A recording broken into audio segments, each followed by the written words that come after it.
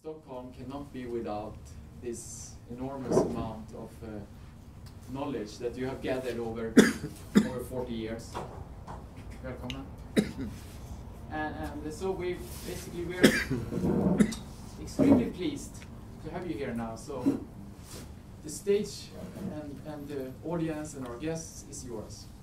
Thanks so much, Michael. Thank you so much, Catherine Pontus, who's not here, who's assisting to organise the Raw Life Festival that we have coming up in Sweden here. It comes at a particularly important time because 100 years ago, of course, cancer was 1 out of every 100 persons, and today, in the late 70s, early 80s, it became 1 out of every 3 persons, and today the statistic is, for the most part, 1 out of every 2 persons. Most people will die of some sort of heart cardiovascular sort of a condition, and then the others are passing on from sort of connective tissue sorts of disease.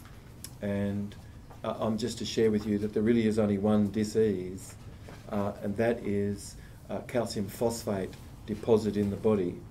I wonder if I could have someone come out. Let's see if I could just have your arm, yeah. And that we could just, and then your right armed. We right armed, yeah. And now, as we're running down the pen down the arm, of course there should be no pain whatsoever there, but we can feel. But I can feel it. Little bumps. Yeah, little bumps. Right. Stones. Okay. Wow. Let's see, one more person. I can see that you bruise fairly easy, and that bruising is because calcium phosphate is very, very sharp. It's sharp shards of crystal. Hold on. Very, very sharp shards of crystal, extremely, and it's a silvery grey metallic substance. Have you ever had dentists clean your teeth and things, and they scrape your teeth from underneath the gum? They're scraping off this calcium phosphate, and then what we're just feeling here, which is an example of what is in every organ within your brain, within your kidneys, your heart, the lungs, and then I see that we have an enormous deposits in the legs and things, and huge deposits of calcium phosphate. Thanks, Kevin. Live food, the understanding of what live food is, which in Swedish we call this livsmått. Livsmått? Livsmått. Yes, that is live food. So you're going to hear me talking about livsmått tonight, and it's synonymous with live food in English, all right? And then you're going to hear me talking about dead food, which is dödmått, all right? So I'm going to be talking about livsmått and dödmått, which is dead food. So things are either livsmått, which is what we've evolved to have over eons and eons of time in our evolution, versus very new types of ways of having eaten, which is, all of it is dödmått. Everything else which is not livsmått is dödmått. What are some of the characteristics of what livsmått is? Livsmått is food which can grow itself. So most of the fresh fruits and vegetables can grow themselves, and you could find a cousin at least somewhere in nature. If we cannot find a cousin even in nature, what would you imagine eating a food which won't grow in nature? That could cause questions to arise as to what value that food might be if it cannot sustain itself in nature.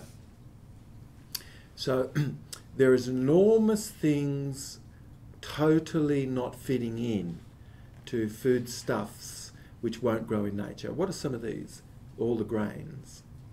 None of the grains will grow in nature.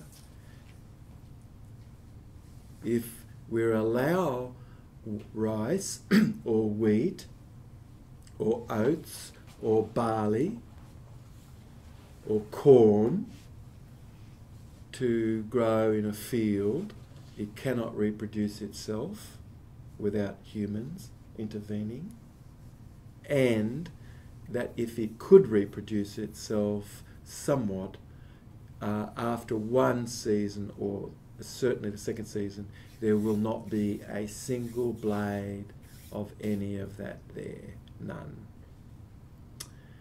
What do you think the reason might be if we planted carrots, which is demot, not leafsmot, and we planted them like potato, and we came back in 1 or 2 seasons that afterward, and you would find none.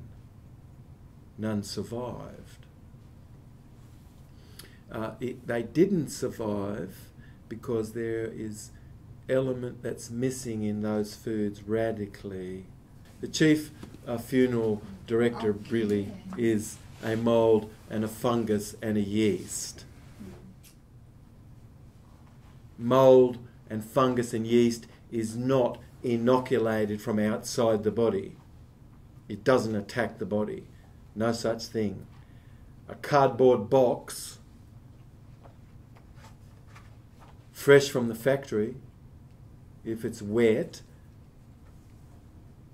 the cardboard which comes from trees, the colloids of trees, will assemble themselves even though it's been through fire. If it's wet, that cardboard box will break down into mould and fungus and yeast. So when we see a growth on a tree or some plant, that the cellular structure of that tree has transformed itself into fungus. And that fungus and mould is growing inside the cell, and it goes from that cell and bridges into another cell through a little fungal hive,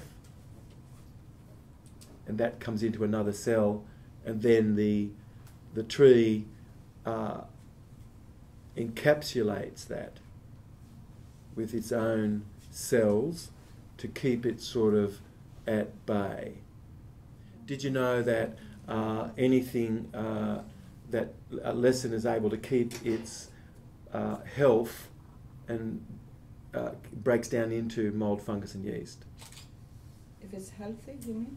If it's not healthy. If it's not healthy, okay, yeah. Like but fruits, that it breaks fruits, down. Yeah, fruits, wet fruit. Okay. For instance. Could we have been taught because of pasteurized, which Pasteur cooked the truth that we have? It's truth that's so cooked up, it's absolutely false, what Pasteur thought. And none of the experiments that Pasteur did are actually properly reported because the urine flasks became turbid after a small time. What is turbid? Meaning mould, fungus and yeast came into it, even though it was apparently killed, all life was killed because it was heated up. Okay. So though something could be heated, like a potato, after 2 hours at room temperature, it looks like it could actually crawl off the table. Anything you leave out that's wet and moist that comes to room temperature will be culturing itself, and it's breaking down into mould, fungus and yeast. This is not being inoculated from the outside. And Can I just ask you, it's the same like for apples? Is that the same thing? Or? Yes. Yeah, everything that... that turns into yeast. Every single living thing, if it doesn't keep its oxidative metabolism of the use of oxygen and sugar, and it's no longer able to use oxygen, it can get spare electrons through a process of fermentation. But when the organelles, which we're going to look at in a moment, other than are able to keep their oxidative, meaning oxygen metabolism, they can easily have switched to have gone to become able to get energy from fermentation. And this is what cancer is. And it could be in any tissue. And I'm sharing with you some very deep insight, which the vast majority of people have no knowledge of. And that what you eat is primary in disruption to ease. The disruption to ease we have in our body. It's called dis-ease. And then various things which we won't talk about tonight, but of certainly energy and motion, emotion, your energy in motion, that's your emotion, and what ability we have to be able to have a pristineness within ourselves is something which also can affect a person's body, because the mind can cause blood to flow to regions of the body, and your feeling and thought can cause blood to flow, you see, to various regions of your body or not. And now energy and motion, so you can have had a stasis where there was no movement and flow of energy other than occurs as it's supposed to. So in the movement out there, you've got macrobiotics, which is dead food diet. You have the zone diet, which is a dead food diet. You have the raw food, which also is a dead food diet. You have living food, which also is a dead food diet, because none of these diets have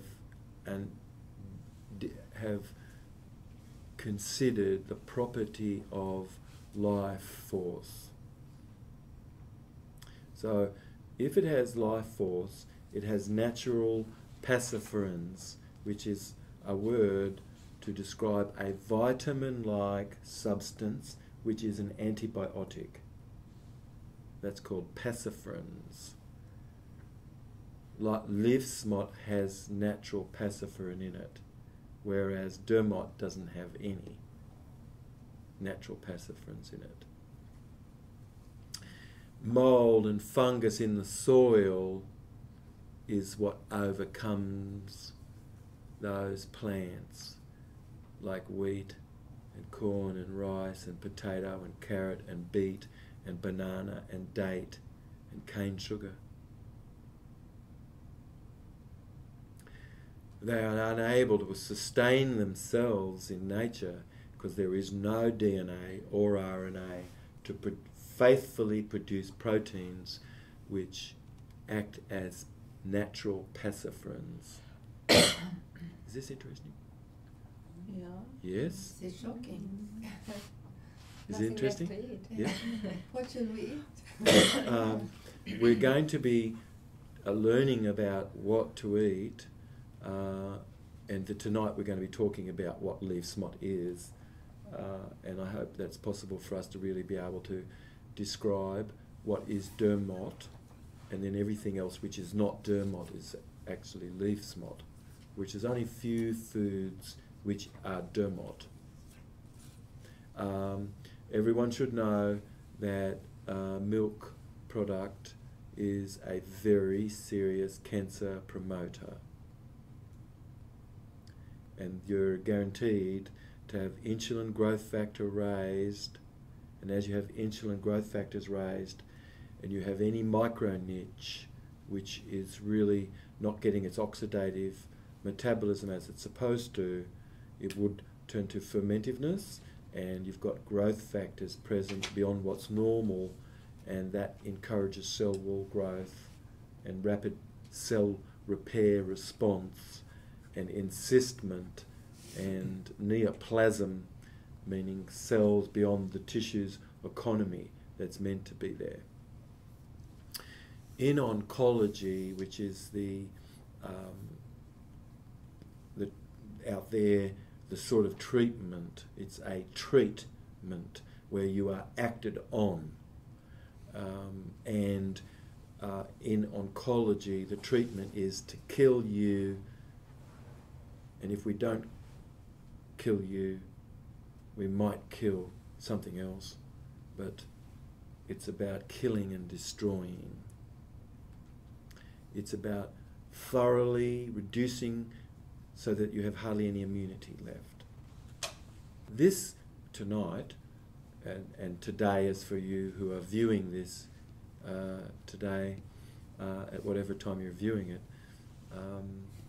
is the finest insight of its kind on the earth.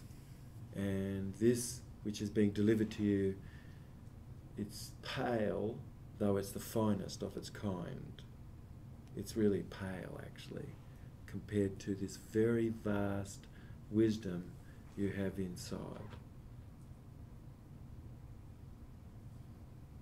So this is the finest of its kind that's on the earth in its explanation, and as this is touching this iceberg, it's the tip of a very deep, vast wisdom that you have inside.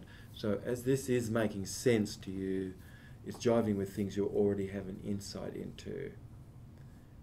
And I'd love to be methodical as it can be, and the time that we're with each other, I care very much for you to be able to have a very deep insight into leaf smut, what leaf smut is, and how leaf smut is for a sustainable future. If you're like me, I've travelled all over the world, and I look down and look out, sometimes from planes in the sky, and certainly driving through the country, and I know that what we're doing to nature is so destructive. We cut down all the trees, but did we always have to cut trees down? And are not trees actually important for us? What happens when we take the shade away from the earth in these big fields so there is no shade? Is that, well, we meant to treat the earth this way? And did we always do that? And is there some other way? The foods that are grown in crops like this, you're voting for, or you have been voting for, when you've pulled out a krona from your pocket. You voted for that to have occurred. And that's how it happens. It doesn't happen by people on tractors or having trucks, and it doesn't really happen because of the banker who funds this from owning petroleum and owning all the growth of money continuously, but having nothing behind it. And we allow this. It's got nothing to do with anyone out there. This has to do with you and I. Because as you and I are voting, you're voting every time you purchase something, you're voting. We can be voting for more plastic in the Pacific. We can be voting more for the destruction of the terrain where water retreats, which it does where there is no shade. When we cut down the trees, we cut down the tap roots, and then there is no more shade. And where shade exists, water can come to the surface. The air and oxygen that we breathe, did you know that we only have, first of all, that we're travelling at 1,700 nautical miles per hour, just moving from west to east, and then our whole solar system is moving also. But we're travelling, we're hurtling through space, incredibly, at a very, very fast rate. And we only have 4 weeks of oxygen. That's it. 4 weeks? What do you mean? That's all the oxygen you have. We're travelling out through space, unbelievably. We're like a spaceship, But we only have 4 weeks of oxygen. That's it. We have a 4-week supply of oxygen only. That's all. Everything that we see that's gases and everything around us is because every little living creature is respiring.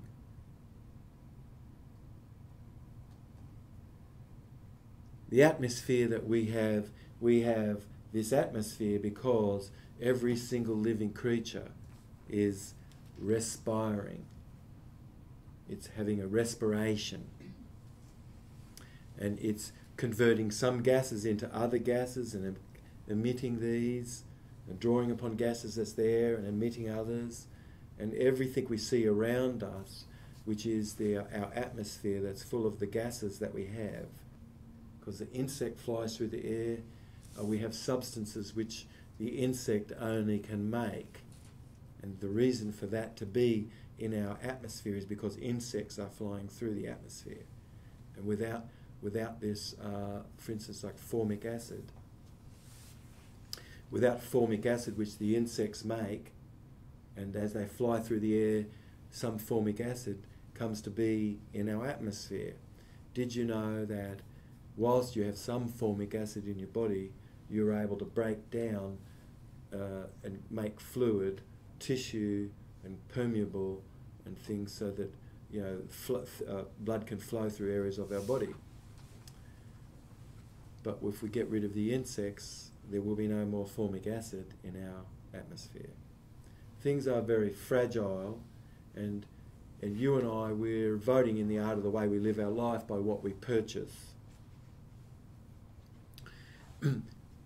If we fit our digestive system, we look at it, we look at the length of the digestive tract, we look at the strength of the pancreas and what the pancreas does, we look at the liver and the liver function, we look at the strength of the hydrochloric acid,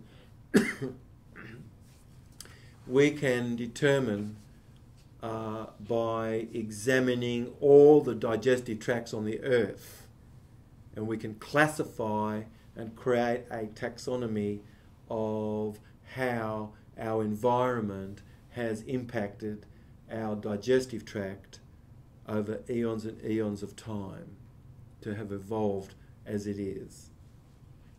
Yours and my digestive tract fits exactly into a frugivore's. What's that? Fruktätare. Fruit eater. Right. So now, in botany, fruit is the body of a plant which comes from a flower. So it's a body that a flower provides is a fruit. So cauliflower is a fruit, isn't it, in botany? Mm-hmm. Broccoli is a fruit. Mm-hmm.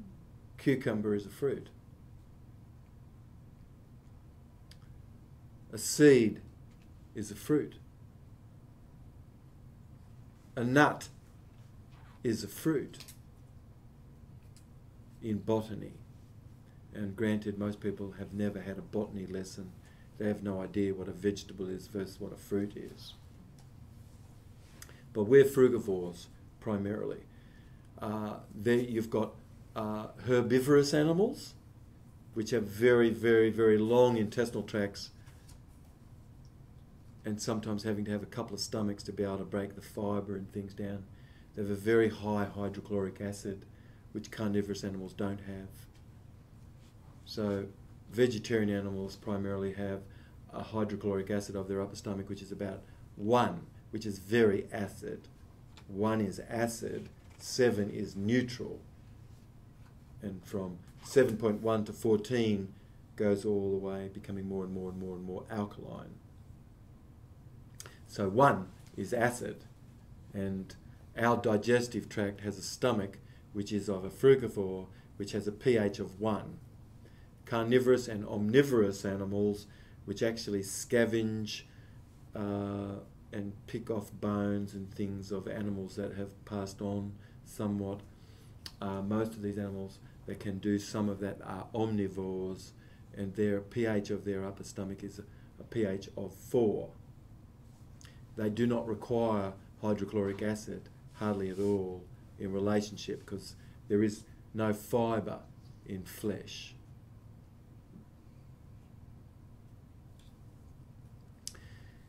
If one examines mother's milk of humans, our mother's milk has a ratio of 5 parts of calcium to 2 parts phosphate on average. When you look into our body of a human, primarily the blood should really be having about 5 parts calcium, 2 parts phosphate. But what would happen if you ate a food which was 2,000 parts phosphate to 1 calcium?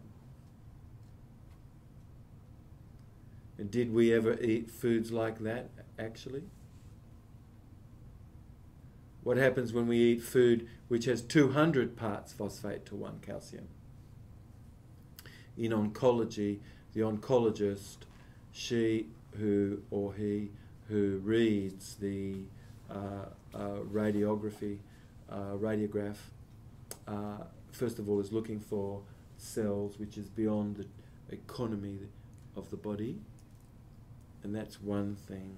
But then she or he is also looking for, is there any calcium phosphate deposit in that tissue? If calcium phosphate deposits there in the tissue, that then is a diagnosis of cancer. Having cells beyond the tissue economy isn't of itself, but certainly when that's occurred along with calcium phosphate, that's not a good situation necessarily. But what created that was you and I not fitting into nature necessarily by purchasing things which won't grow on the earth themselves, which are full of these phosphates. And yours and my, other than because we're frugivores, we are meant to encourage florification. Flowers. Flowers, yeah. You and I are meant to encourage flowers. If you went and pulled out a krona, that krona, is it about the promotion of flowers? If it's not, that is the reason why all the flowers have disappeared.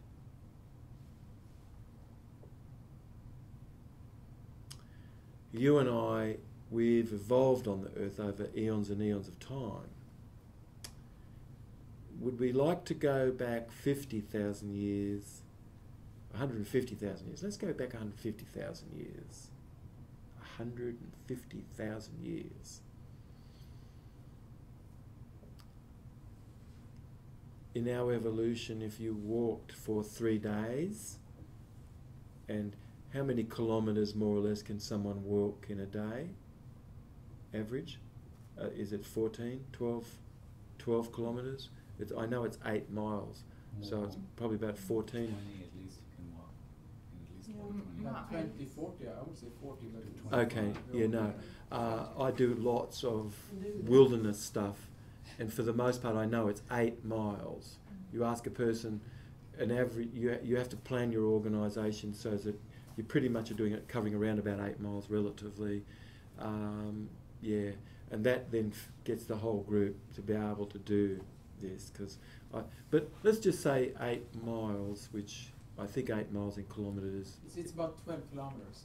Yeah, it's 13. 12. 12. 12. It's like 12, 13, I think. Multiply with 1.609. Okay. So imagine just for a moment that you walked every day, all day, right, for 3 days. 150,000 years represented in steps of our evolution. If we put it to be 3 days, is our whole evolution and all the steps you've taken. Did you know that 150,000 years is only 5 steps?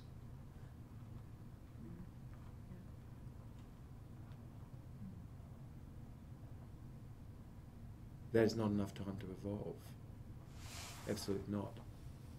If we were meant to eat cooked food, a stove would be attached to the body when you were born, and the food would go in there, and it would get cooked, and then you actually would get the apparent benefit of it or something, right? But is it not strange to you that there is no life force on the earth that kills its food, cooks it?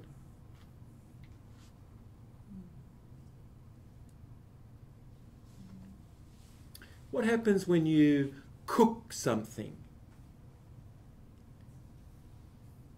If you look at it under the microscope, is it the same? The kinds of things that occur is that nutrient is destroyed and made toxic. It is a drug. All cooked food is a drug and should be regulated by licensed people who dispense poisons. It shouldn't be freely available. It should be made illegal. Some of the things we've thought to be drugs are not drugs at all. But the biggest drug on the earth probably is pizza at the moment. That kills more people than any other substance. There's 222,000 premature deaths in the United States every 2 months from diseases from eating cooked grain and cooked dairy.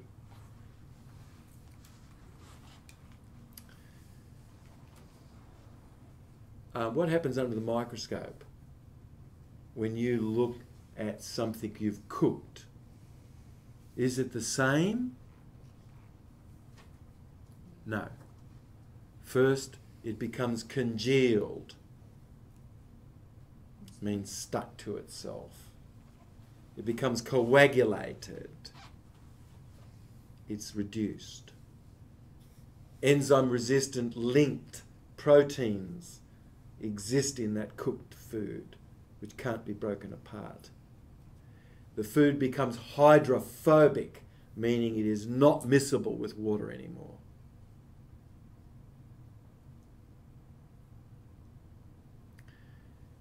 Take an oil which is cold pressed, put that on your skin, turn the tap on, it'll wash off completely. Put your hand into a cooked oil, try to do the same, absolutely is not going to be miscible with water. Absolutely not. Take a raw egg, which is really dermot and should not be eaten by humans, but take an egg uncooked, blend it into orange juice, it'll blend in. What happens when you cook it though? Try to blend it. Try to blend it after. You try to blend a cooked egg into orange juice. Can you blend a cooked egg into anything? No. It will never, ever, ever, ever, ever be able to ever be soluble in that water. Absolutely not. Did you know that we're supposed to have water-soluble element? And that when we don't bring water-soluble element in, you actually really are bringing a serious toxin in? What is water-soluble element? Something, thank you, an element which is miscible with water, meaning it can be mixed with water. Water can assist to be, rinse it away and things, and dissolve it even. Right, but it only can do that if it has enzymes in it. When you heat something past 120 degrees Fahrenheit, which in Celsius that is 40, 45. That's all. About 40 degrees, yeah. Oh, no, I know that it's much higher than that, because the temperature in Australia when it's 100 degrees Fahrenheit is 40 degrees, and hey, that's nowhere near killing any enzymes. But you say 120 degrees Fahrenheit. Fahrenheit, yeah. 120 degrees Fahrenheit. Let me come back. I will come Okay, back. thanks. Good on you. Thanks, Michael. If it's a temperature which you can't hold your little finger in there, cannot hold your little finger in there, enzymes are no longer present. can hold your little finger in there only just, it's like really hot, but enzymes can be remained in that. It's what temperature we can't stand ourselves, where enzymes are actually being destroyed, you know, that temperature. So far we've just simply said a few things, haven't we? We've first said that we're talking about leaf smut versus dermot. And we've said leaf smut has its natural paciferin. It can echo-sterilise against mould, fungus and yeast. We've said that most all this disease and things really is cells of the body breaking down into fermentive forms. And we've said that foodstuffs, which is leaf smut, is modelled around food which we've evolved to have, and breast milk, for instance, has 5 parts calcium and 2 parts phosphate. But if we eat food, and if we eat food which we evolved to have, we're encouraging nature. But when we are eating food which we never ate,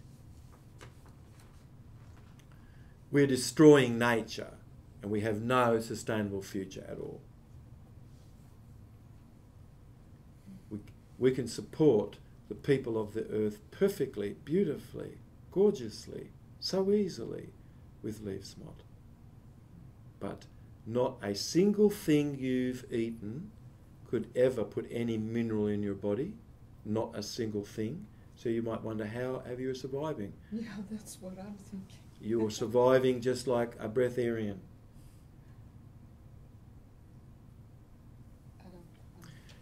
The intestinal garden that you're wrapped around, this is your earth garden. And this produces everything. 26 grams of protein every day. What protein did you actually eat if you ate cooked food? Certainly none. 0. There is no protein in cooked food. What about fats? None. 0. The fats are rancid and will oxidize your body radically, and you age fast.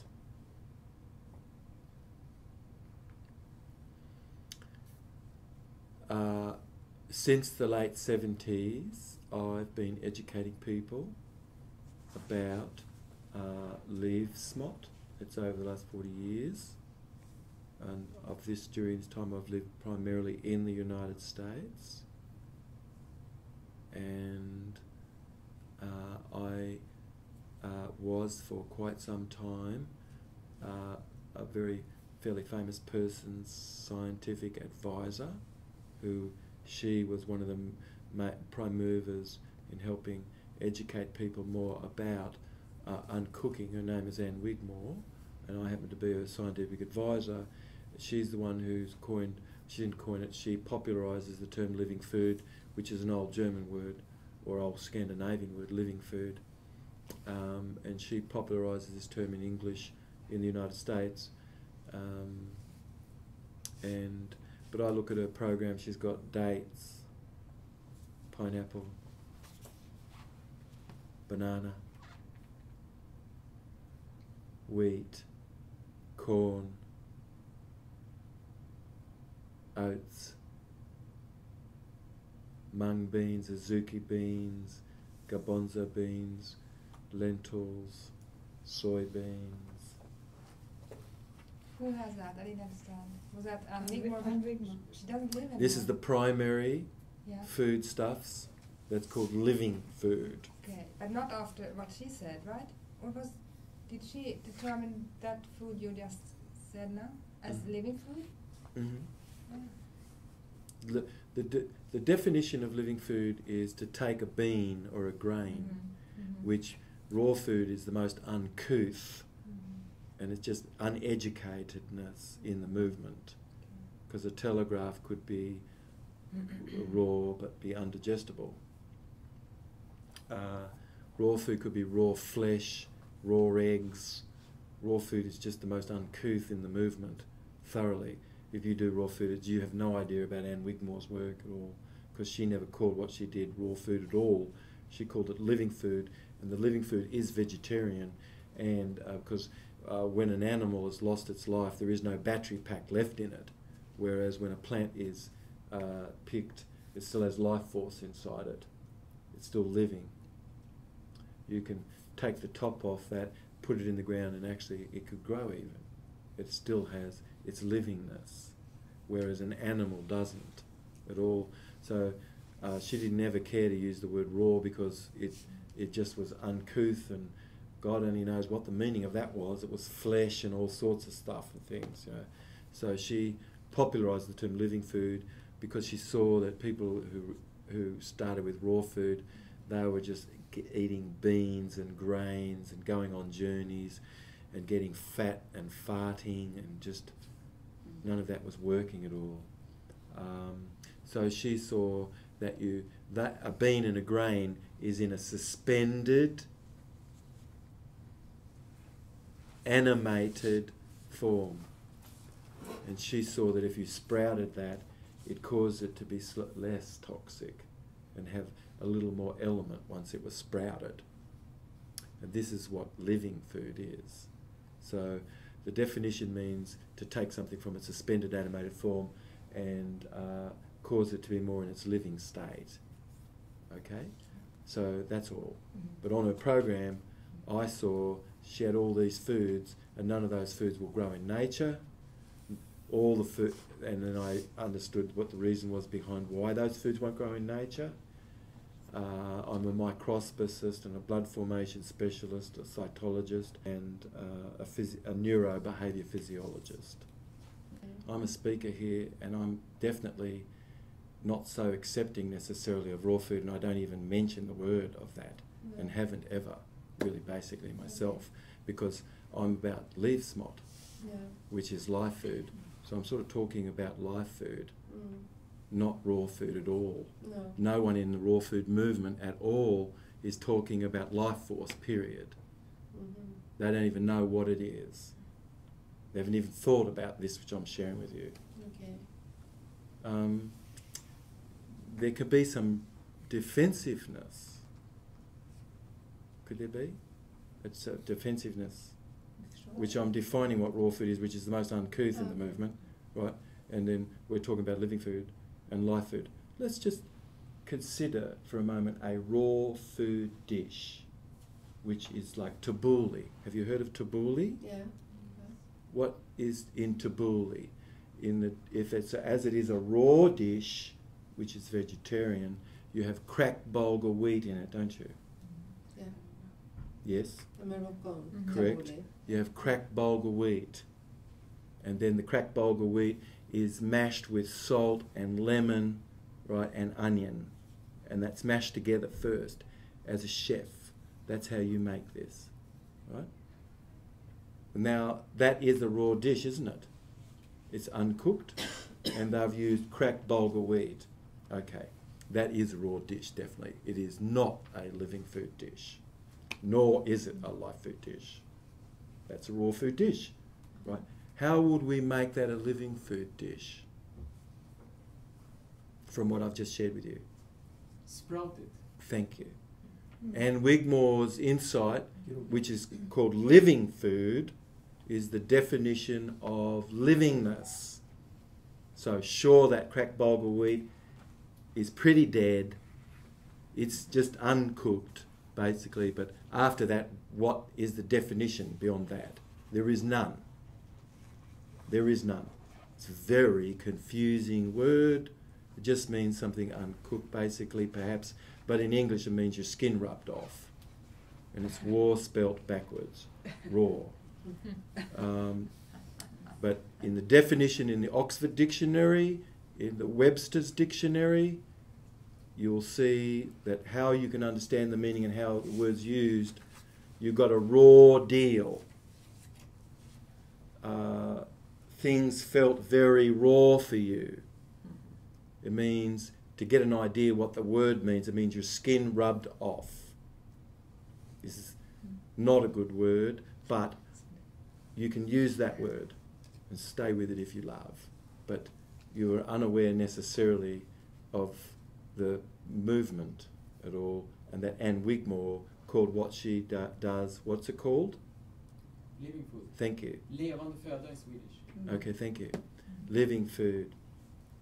So now, that cracked bulgur wheat is a raw dish. We're agreeing with this, aren't we? Yes? And now we're agreeing that it is not a living food dish, aren't we?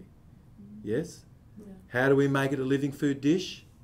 We sprout it. We sprout the wheat. The wheat, yeah. Okay. Now, that's going to make it slightly better, isn't it? But this is not leaf smot. How would we make that a live food dish? Can make it wheatgrass out of it and use the.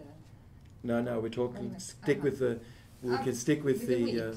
with this tabbouleh. Let's stick with the But tabbouleh. can you sprout cracked? No. Wait a minute. No. I've asked a question, and we can go to that in a Okay. second. Let's stick with the question. Yeah. How do you make it leaf smot? Can you? Because you said in the beginning that wheat is dead. Correct. Take away the wheat, I guess, then. Yeah. Well, what would you replace the wheat with? Something else. Like What? Right. what- What would you replace it with? Seeds. Thank you. seeds. Wow. Fabulous. Fabulous. But why would you want to sprout kohlrabi, which has got the crazy ass name out there called buckwheat, which is weird as hell because it's kohlrabi. You know what kohlrabi Yeah, is? it's the same in Swedish. You know, Kohlrabi. in English we call it rutabaga, or and here in this part of the world you It's call like it kohlrabi. green, It's like this. bovete. Jaha. Inte kohlrabi. Buckwheat is the seed Yeah. of the kohlrabi, right? Oh yeah, Mhm. is it? Yes. I didn't know. But you're telling it it's the wrong name for it, really. Or kohlrabi? No, I know the Kohlrabi. buckwheat you mean. Yeah, right. Buckwheat is a crazy name. It's weird as hell, and it's not buckwheat. It should be called kohlrabi, where you are, because that reminds you of where it came from. Not like, hey, it came from space. We don't know where it grows. Where is it? It's weird as hell, and it's certainly not wheat. So foreign. It's not a grain. So if we make tabbouleh and you want to make it a leaf smot dish, how are you going to do it? It's kohlrabi. Yeah, kohlrabi seed. You soak it and you sprout it, and then you could lightly cut that a bit, you know, in a food processor, and then you can mash that with lemon and salt and onion, you know, and you can mash that together, right, first when you're making your dish, and then you're going to add some parsley to that and some chopped tomato. And Oh, that's sounds delicious. tabbouleh. Thanks. Yeah. So a raw food dish would be just simply tabbouleh as it's cracked bulgur wheat, right? And that could be called a raw dish, can't it? But there really is no insight into Anne Wigmore's work, which would be sprouting that grain at least. But then sprouting grains is very dermot. It's dead food also. It's not food for humans because grains and beans won't grow on the earth.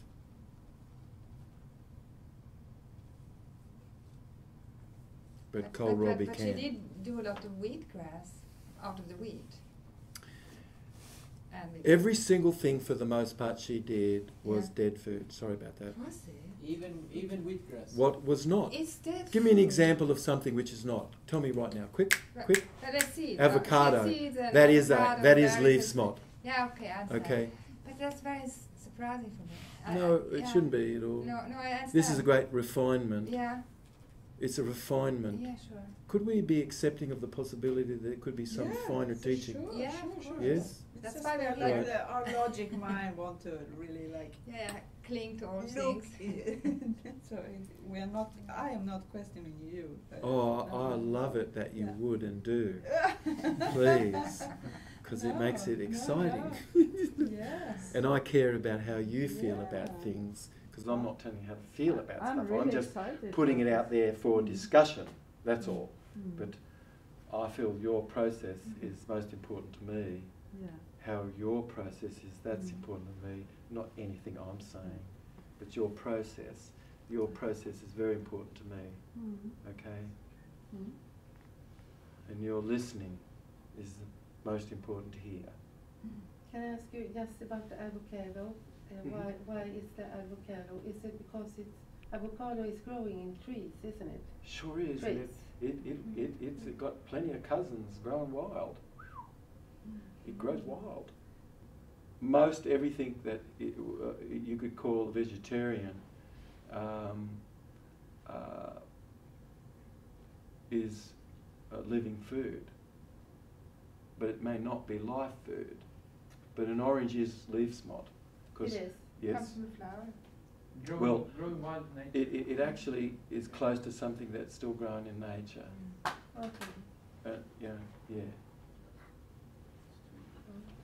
Okay. Okay, we're going to go to see a little bit of some pictures Yes. for a moment. Yeah.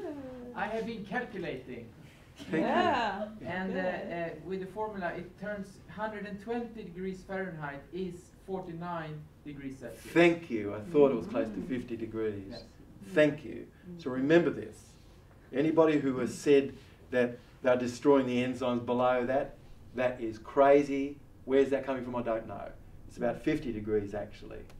It's above 50 degrees Celsius. So you can warm something up to around 50 degrees Celsius and even maybe a little warmer, and your enzymes are still going to be able to remain there relatively. And this is excellent news, because everyone in Sweden is so afraid of eating too cold food in the winter time, because at 50 degrees we cannot eat food warmer than 50 degrees because we will burn You our burn your tongue. tongue. So far, all we've just really said is leaf smut is vegetarian, but it's minus grains and beans and the starchy foods. That's all. And everything else is leaf smut. Starch is stärkelse. So what's stärkelse? Stärkelse in Swedish. Starch. Yeah, I know, but what is It makes food. mott, which Come is together. stärkelse? Banana. Banana, thank you. What's another one? Potatoes. Potato, good. Another one? Carrot. Carrot, yes. What's another one? That's starchy. Is Grains. Beet or Beet. wheat? Yes. Like wheat? Also? Yes, wheat, yes. Should we be voting for wheat? Voting. Oh yes. When you buy anything from wheat, you're voting. That's the way you actually vote. Yeah. Okay. Yeah, You don't I vote when think you go to the it's- polls. That's crazy. You're voting with your dollar, your krona. Will that be okay? You vote for wheat? No, I don't like to vote for wheat. No, we have no sustainable future taking wheat, because it's destroying the earth and it's destroying human beings as well. Could there be, if green from something that's actually really from nature, wouldn't that be a better green? Yeah. Why not do a bit of watercress? Yeah. Why not do coriander? Coriander? Is that what it's called? Coriander. Coriander. Cilantro over there, okay, coriander. Why not do coriander? Why not do some parsley? Why not do arugula, which is probably one of the most amazing greens that's on the plate? Yeah. Arugula. Why not juice that? That actually comes from nature. Why not juice a little bit of dandelion? But why juice? Why not just blend a little bit of green into something? Why do you have to go vote for wheat? Wheat won't grow on the earth. Okay, now, are we in agreement that when you are talking about wheat and you sprout it, that is living food, which is not live food? And that raw food hasn't even thought about sprouting or nothing. It doesn't consider the principle of that and can be raw flesh. In most of the countries, raw food is just uncooked stuff, uncooked snails, frogs, insects, just uncooked flesh of a fish. People think, hey, raw food. Let's get some whale, some shark fin. Okay. But it's really not live food. Are we herbivorous animals? Can we just munch on greens like grasses? Could you explain that word, herbivorous? Herbivorous means herbivore is an animal which munches on grass through the day. Är vi gräsätare alltså? We can't. No, no, we can't. Because No, we we don't have can't. 4 stomachs like the cow. Or Correct. But then there's so many things that's very problematic if you've thought, which people who are doing raw food who are not teaching livsmod have no idea about. And people who are doing living food also, they have no idea, zero.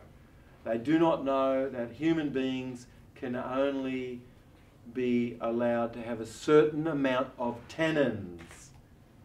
If you eat excess tannin when you do wheatgrass, that's going to bind with all the receptor sites of your intestinal tract, and that's not going to allow anything to be assimilated.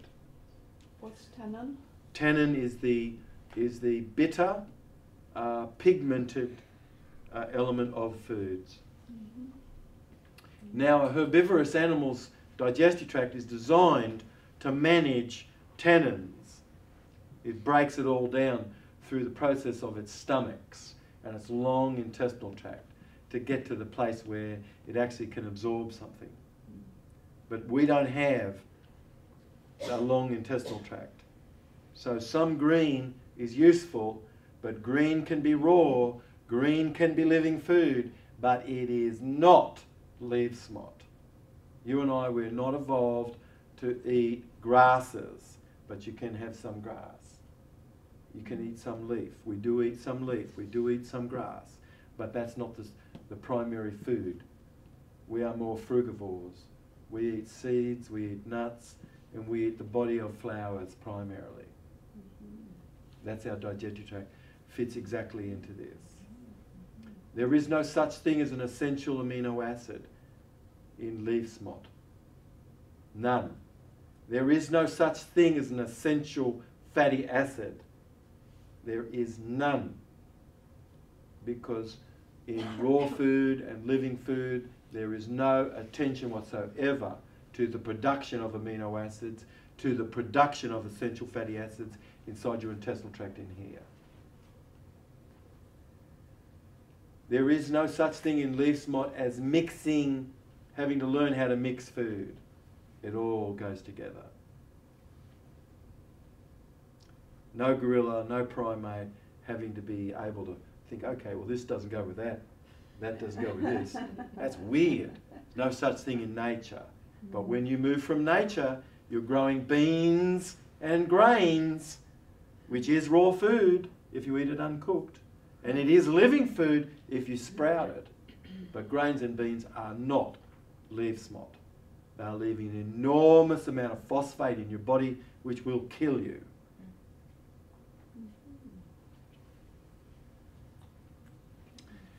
Livsmod has a very fine sense of meticulous observation, investigation, starting with mother's milk.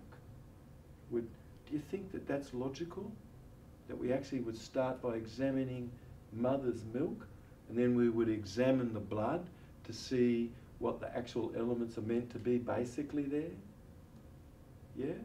And then we would go from that to extrapolate actually to what sort of food will cause these ratios to be close to being actually what the blood actually is. Do you know that your blood is supposed to have 5 parts of calcium and only 2 parts phosphate basically? And then what happens when you're chucking into raw flesh? You're getting 200 parts phosphate to 1 calcium. What happens when you tuck into living food or raw food, which is spirulina? You're getting 2,000 parts phosphate to 1 calcium. And what happens when you have your green smoothie 4 times a day and you're racking in your greens and your collard greens and spinach, you know, and kale and chlorella and barley grass, and we're getting 2 big tablespoons and we're whacking it into our drink, and we read the book and it says do it 4 times a day. Weird as hell. You and I are not herbivorous animals.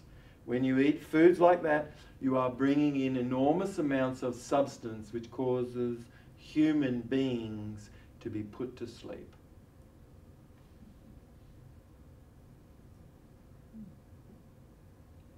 In every single leaf are Opiates. And what is the opiate in all green leaf? Lactucarium. Can lactucarium be used as an opiate when there is no opium? Absolutely. Is that the It's same? the same. There is no difference. Is that the same as lactose in Swedish? No, that's the sugar from milk. Yeah. Do you know what casein is? No. That's the protein from milk. Both undigestible, both cancer promoters.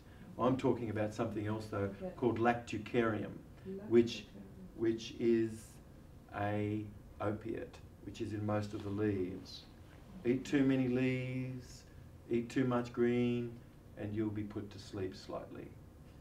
I recognize, I'm very sleepy in the daytime.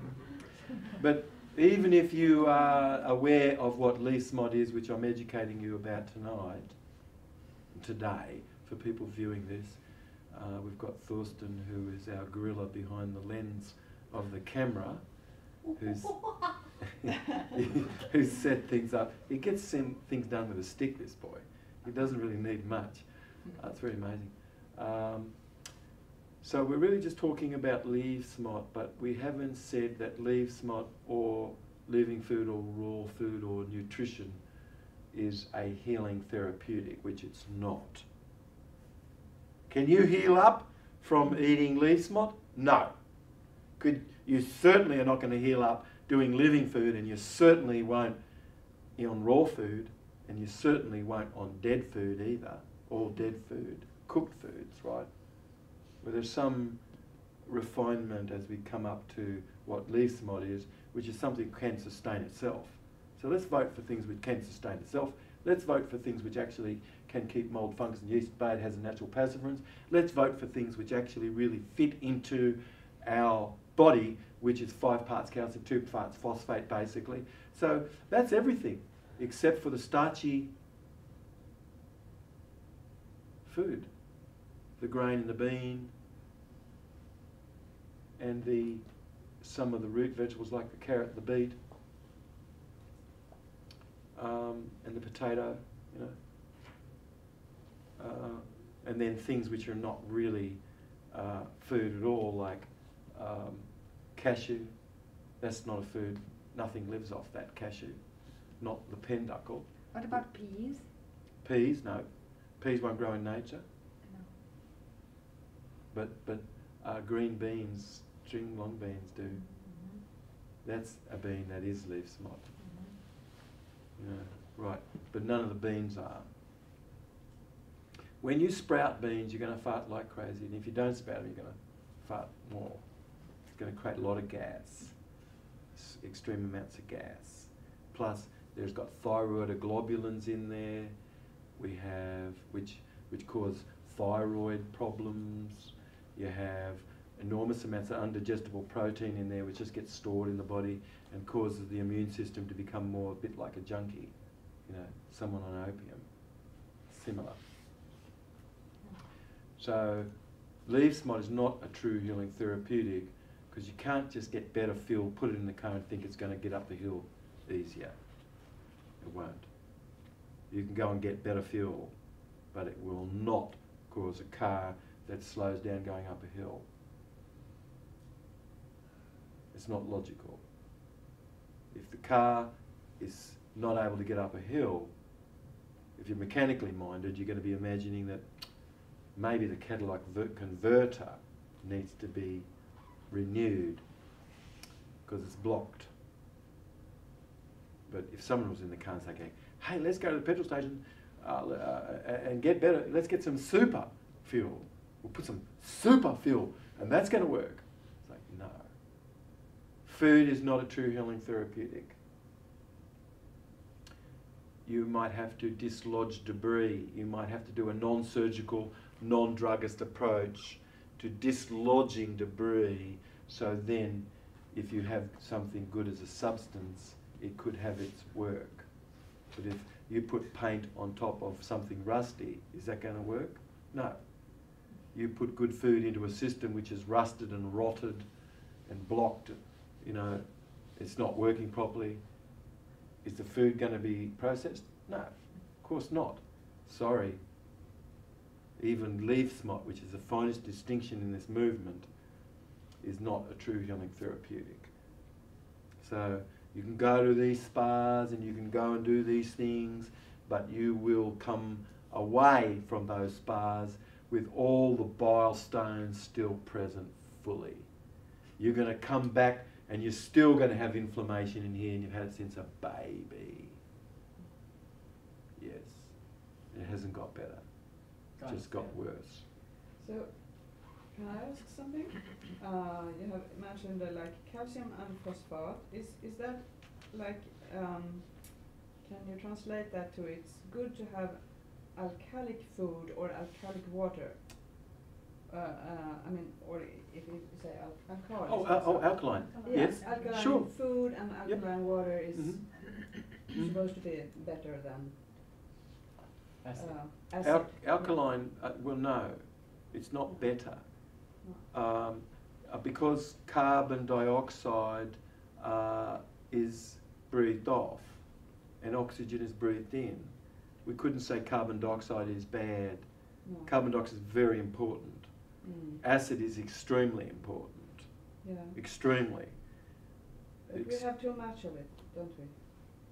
Well, certain types of acid is wrong. Or cooked dead acids, all acid from starches and things. You've got runaway sugars in there in these living foods. You've got runaway sugars in raw food. You've got strange undigestible proteins in living food and raw foods, but not in leaf smut. There is no runaway sugar in leaf smut, though things can taste quite sweet. The honey, if you sweeten it with honey, comes from a tree, from nature, not from clover, which has got this disaccharide sugar in it. But we need weak organic acids. Yeah. Okay. You need weak organic acid because it's weak organic acid which transports spare electrons in your blood, which that's actually what buffers your blood. If you don't have weak organic acid in your diet, you're going to get cancer. It's not a simple matter like, oh, eat alkaline food. You have to have fruit acids. You must have those fruit acids because you won't transport any spare electron unless you've got a fruit acid. And it's the fruit acid that actually, and the lactic acids from fermentation, and the citric acids, which is in fruits, and then the alkaline element that's present. These three elements down-regulate mold back to its double spore stage. Yeah, I get the main thing. No, well, did you hear what I just said? No, the last Mold one is down-regulated. Did you know that mold is made of building blocks? Do you know the building blocks of mold are double spores? No. Do you know your blood is made up out of double spores? Did you know that every living cell is made up out of building blocks called double spores? No, I didn't. So citric acid, lactic acid and alkaline element down-regulate something which is made out of bricks, and it causes it to become back into its bricks, and those bricks can be easily made back into blood. So what are the three elements which down-regulate mold? Citric acid. Citric acid, lactic acids. Uric acid. Yeah, well, uric. Lactic acids is the primary ones from fermentation. And the third one is? Alkaline element. Alkaline element. What happens to modern people's blood is at the turn of the century past, 100 years, our blood was 7.3. The average blood right now in Europe is 7.4. Blood is becoming more and more alkaline, and the tissue becoming more and more acidic. It's not a simple thing that you've just thought, oh, let's eat alkaline food. No. Or let's just do alkaline water. That could be not right water necessarily. Because it could be not natural water actually or anything. But as you live in nature here, right, you're getting about 1/3 of a teaspoon of life colloid. It's phytoplankton. You're supposed to have 80,000 species of life colloid in digestive tract here.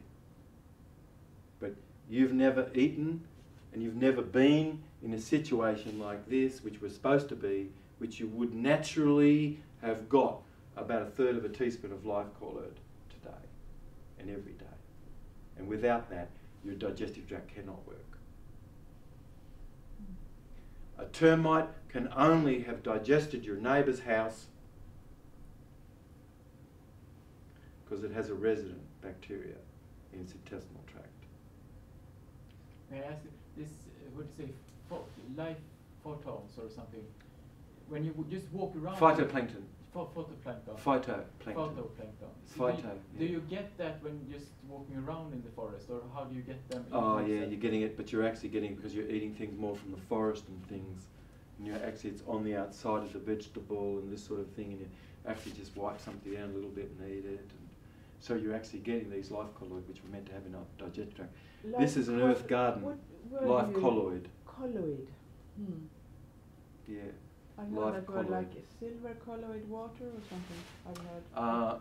A life colloid is something smaller than 600th of an inch small. So an inch is, we have to think about what that is in metric. So I've been in the country for many years and there's nothing metric whatsoever over there. It's all inches and feet and miles. But 600,000th of an inch small is so small it resists the pull of gravity as Brownian motion. But we'd be getting magnesium, you'd be getting element which has vitamin D in it, and niacin. And this is a mood elevator, appetite suppressant and things. You'd be getting some flora from mother because she provided L. salivarius and L. plantarum through breast milk, and that implants in here. And the phytoplankton causes all other bacteria to be eaten up and cleared away, and allows the room for other organisms which are meant to be in here, which implants. It's called L. salivarius and L. plantarum, which is in Jubb's flora grow. So anyway, we're meant to really live in a situation where we have got all these beautiful ions and things, and this is actually what really does support a good long life and for you to have your health and everything. And we can't expect to have good health if you're not waking up in the morning and you've had a deep restful sleep.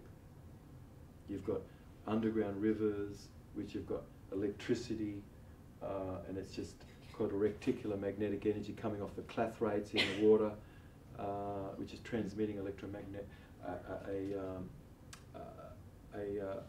a vortex of energy off from it, which is spinning to the left if it's from electricity.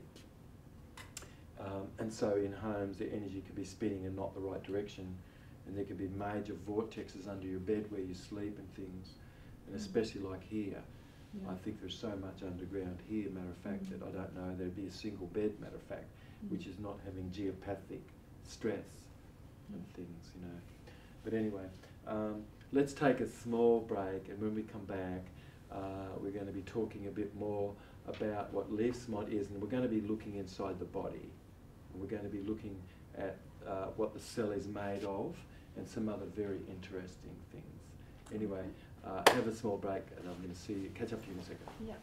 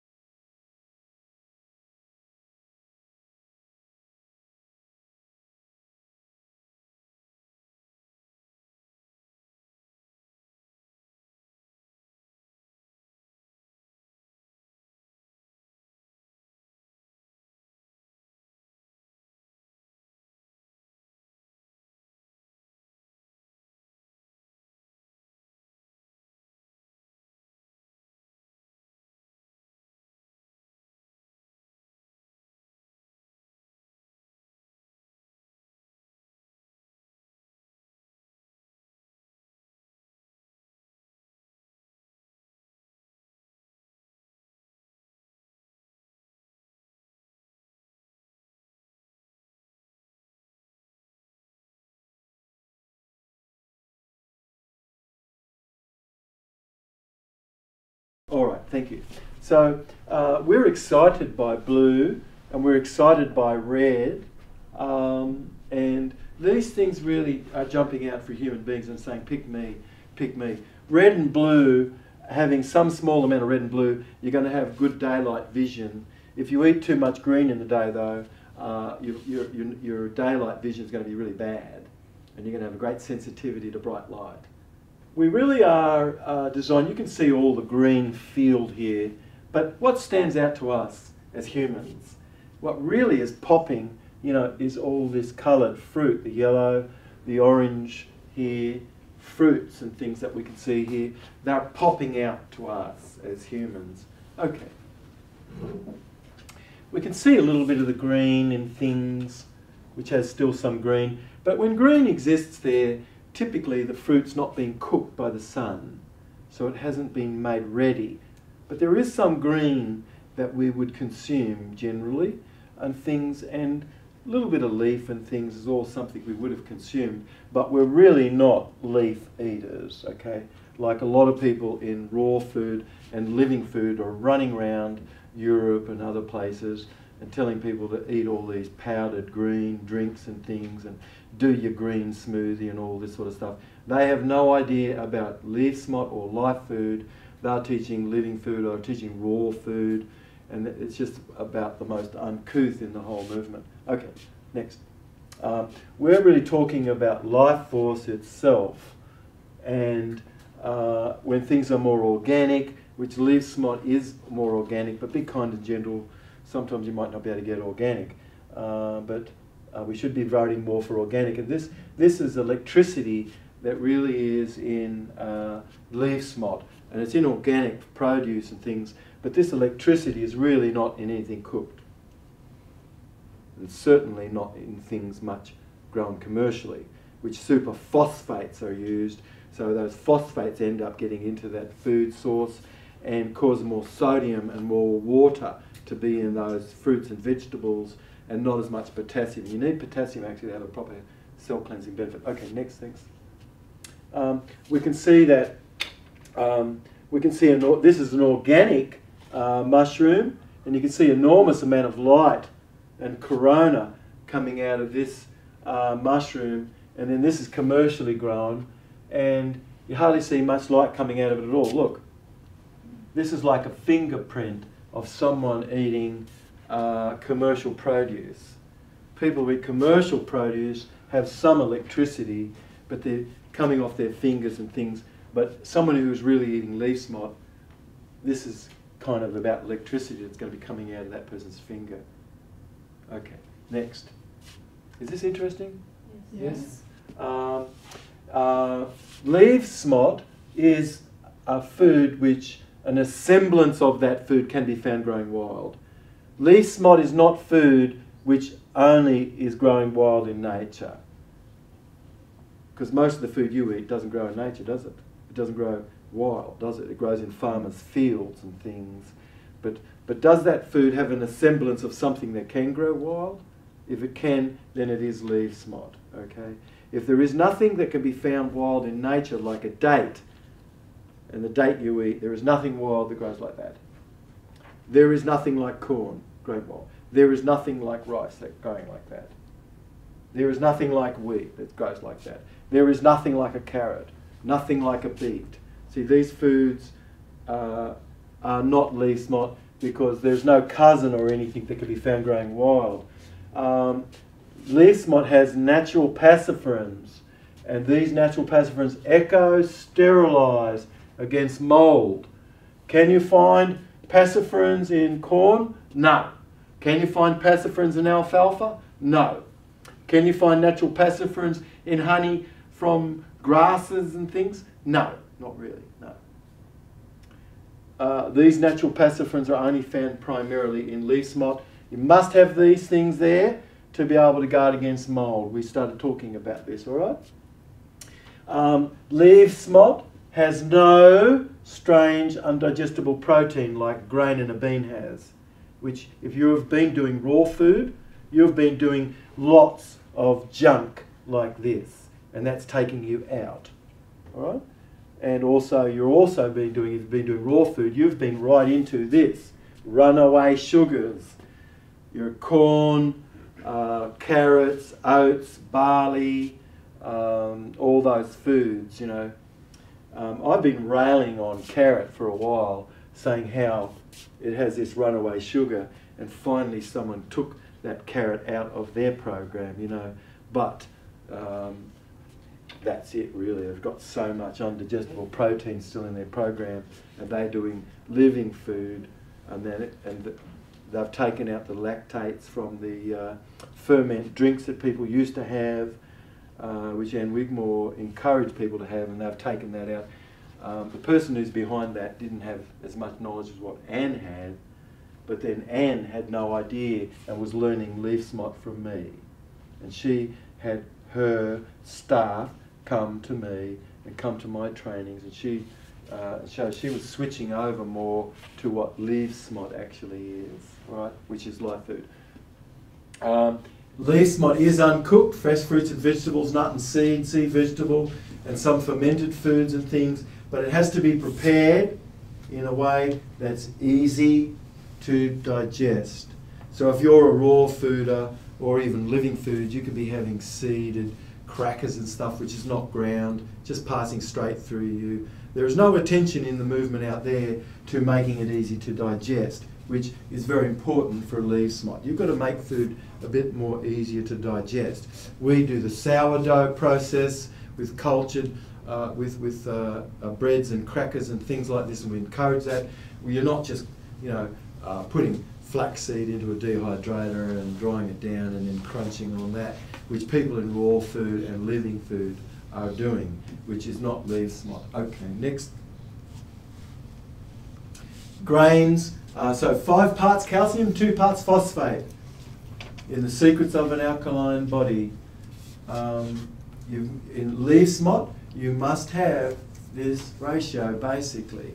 You step away from this ratio and you're going to end up with stone right throughout your whole body. Okay? So grains, that's in raw food that you've been eating a lot of, okay, has 20 parts phosphate and only 1 calcium. The beans that you've also been eating, you're doing raw food and teaching people raw food, has 40 parts phosphate to 1 calcium. Flesh, which is people who are doing raw food and they do raw flesh, and that's 200 parts phosphate to 1 calcium. This is not looking good. This is really, really horrific actually. You know? You've got people who do raw, and they do raw eggs, they do raw butter, they do raw milk, and they're really into that. But it does not have this proper calcium to phosphorus ratio, and it's going to end up with stone all through the body. No one is making these distinctions in raw food, nor are they doing it in living food. But if you start making these distinctions, you're teaching more what leaf smot is, which leaf smot really is the way to go. Okay, spirulina, you're in a raw food, you're doing living food, you're doing all these barley greens and chlorella and spirulina and things, and look at this, 2,000 parts phosphorus, okay, to 1 calcium. It's radical. You can do small amounts of that, but spirulina is a superfood. That's bulldust. There's no such thing. There is no super. You can't super it. You can't get it up more. You know, let's get it up more. Let's make food. Let's make food, which is plural already, isn't it? Let's make it more. Let's put an S on it. Say food. No, that's not proper grammar. Food is plural.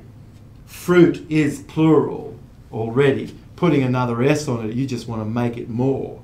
You've got a brain that wants to make things more or less, and that's not right. Okay, let's go. Hands of a person eating, leaf smot. Got electrical activity coming out of it. Next. Hands of a person eating domot. No electricity. Is this making sense? Yes. Yes? Are these visual pictures helpful? Michael? David, can you maybe say something about how you, like, how do you see this? Is it Cyrillic photography or something? Yeah. To get this up? Yeah. And is this just a simple process? Yeah, very simple. Yeah, it's a very simple process. We were the first in the world to ask people to really look at commercial, organic, and all these sorts of things, you know. And we were the first to actually bring up pictures and things of food with Kirlian photography, you know, and that started to excite people more about everything. Okay, next. A leaf, and in a moment, and of course you can see the energy field, can you? Well, we're going to tear all the leaf off, and for several hours the leaf will still have its energy field. Let's have a look at that.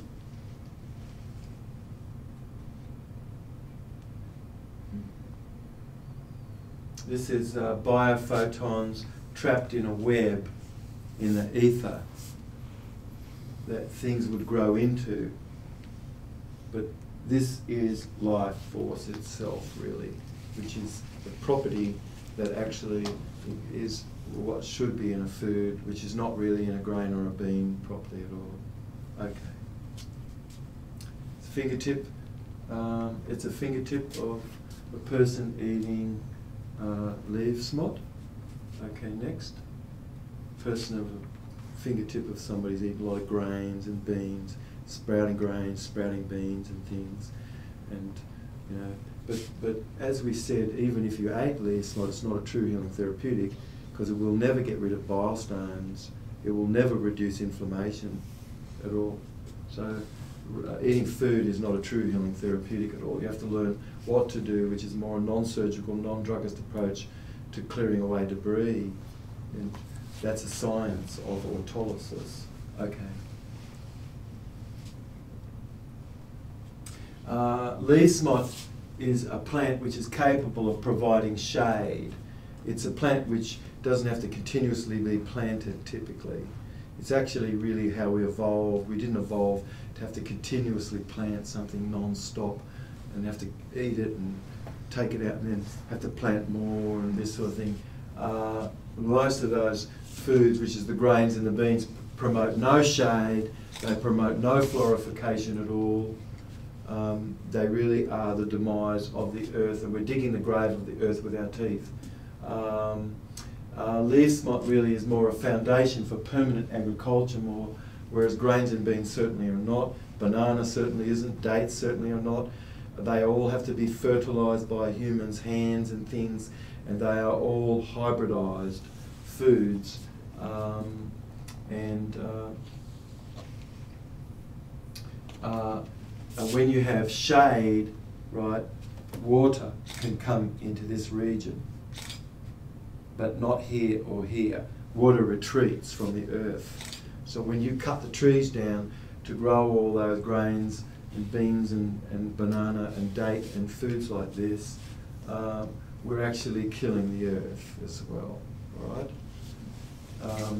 Healthy soil, healthy people, healthy people, healthy soil. Leaf smot is really for a sustainable future. We're the ones in the world been popularising this word continuously, non-stop. Sustainable, sustainable. Let's make sure we're sustainable. Let's make sure we're sustainable. Now we're seeing this word is coming out to be more, people thinking, oh, sustainability, gee, sustainableness. Okay. Our eye and the colour of fruits is like candy, right? But what could mimic this, which is dead? Nothing. Once something is dead, it's lost all of its colour. It doesn't even have an appeal. When you go into the bakery shop and things, they try to make a bit of colour on top of something, and that's called eye candy. But what's underneath it is seriously just dead. It doesn't look exciting. It looks like a buffalo turd, you know, just baked or something. It doesn't look quite right. But all this is sort of appealing to us as humans. You know, we love bright. Okay. Of course, we have a brain down here and a brain upstairs. The brain down here is the boss, not the brain upstairs. The brain down here is not connected to the brain upstairs. It makes its own decisions fully. We could learn about the brain of the gut, but all conditions and things, all that happen, arise more because this gut and this brain down here is not actually getting its proper element. And so the brain upstairs can't work either. Nor can anything actually. Okay. So, you know, if you're like me, which those of you who've begun to do raw food and you've done some living food, you know, perhaps now we're learning about leaf smot. But when you've learned this, you're going to go row after row after row after row like this, right? And everything is demot. Finally, you get to a little section where actually food exists, you know. But it's just a token, isn't it, really? This is the type of thing, maybe this person's just started shopping, but if we had a little bit of a look in these carts, we're going to find a few vegetables, but it's going to be real minuscule compared to all the demot, all the dead food, basically. And then in this produce section, you're going to find leaf smot, but you're also going to find demot. You're going to find starchy things which really have runaway sugars. You're going to have some things which also have strange undigestible protein. Okay. What do you mean by runaway sugar? What does it mean? I'll thank you. It's a sugar which is not managed by your liver, and it just runs away, runs all over the place. In your It's body? wild. It's wild. It's not managed.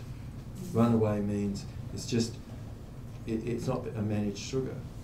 Sugar you eat has to be managed. It has to just go straight to the liver. That's it. It's not going to go anywhere else. And if you eat leaf smot, the sugars that come from leaf smot is going to just go to your liver. That's it. It will not go anywhere.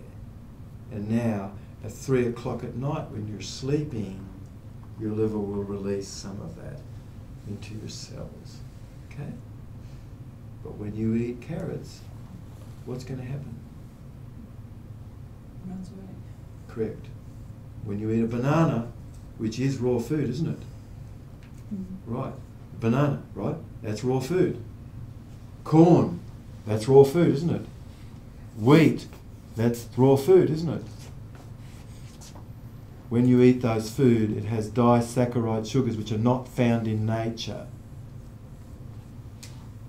Can the banana plant we have grow wild in nature? No, it can't. I'm telling you it can't. It's the sickest plant on the earth, is the banana plant. It's full of fungus. It only lasts a year. It has no seed. It grows from sucklings. It's the sickest, poisonous food on the earth, and it's the most favoured fruit now of the earth. You know? But it's important that you can understand that when something comes from nature, it's designed, and our body's designed to actually organise that food and that nutrient. But if it's not come from nature, the body doesn't know what to do with that really, okay? So lots of living food and raw food is full of these runaway sugars and foods which have the strange undigestible protein. What are they? Grains and beans. If they're just raw and not sprouted, that's raw food. If they're sprouted, that's living food.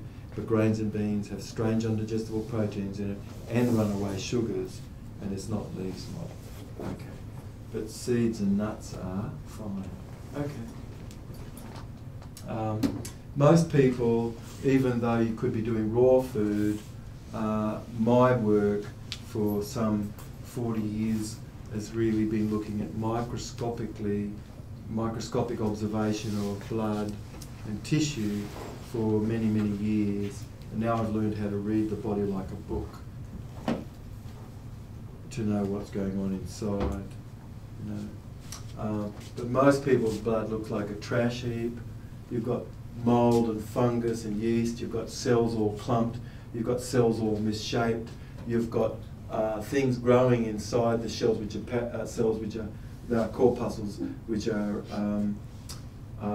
parasites and things.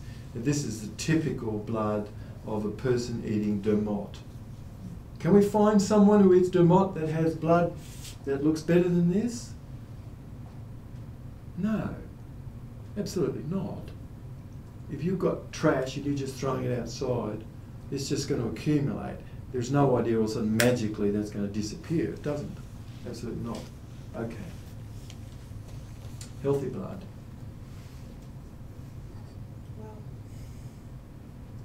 If you look at this, it's going to influence your blood to be more healthy. It's going to unstick the blood. These are colloids of life and life colloids that are made up out of double spores. These red blood corpuscles are made out of these. Your cells are made out of these. They're the building blocks of the organelles of your cells. And hopefully we're going to look at some organelles inside our cells. But you've got monatomic element, which is found in this life colloid. It's found in white gold. It's found also in an earthmate formula and things that we have. But you primarily, there's very little white gold much in anything much that's consumed, which is monatomic element. We create more superconduction and it protects the cell. And then if it doesn't have this glow, B17 can come into the cell and necrose it. But healthy cells have a glow around it, and that B17 can't get into those cells to necrose those cells, but it can get into any cell which is really not healthy because it doesn't have this monatomic element around it, which creates superconduction, and B17 comes in there and it creates apoptosis, which is breaking down of the cell. So that's that's an anti-cancer vitamin, B17. Okay. We're really going to talk about, of course, colloidal biology, which is a brand new insight into biology where the cell is not the original building block. Isn't that amazing? In cytology, which is the study of cells, the top professor at the university, where I was looking into our hemispheres of our brain and the participation and how they participate with mood, was some of my doctoral research. But in physiology and in the cytology department, the top professor and things had never ever seen living blood. And when I asked her, did she know what was below the level of a cell? She went, what? And I said, yeah. Do you know there's life below the level of a cell? Do you know what a cell is made up out of? No. Never even thought about it. And where is that in any book? It's not. You know.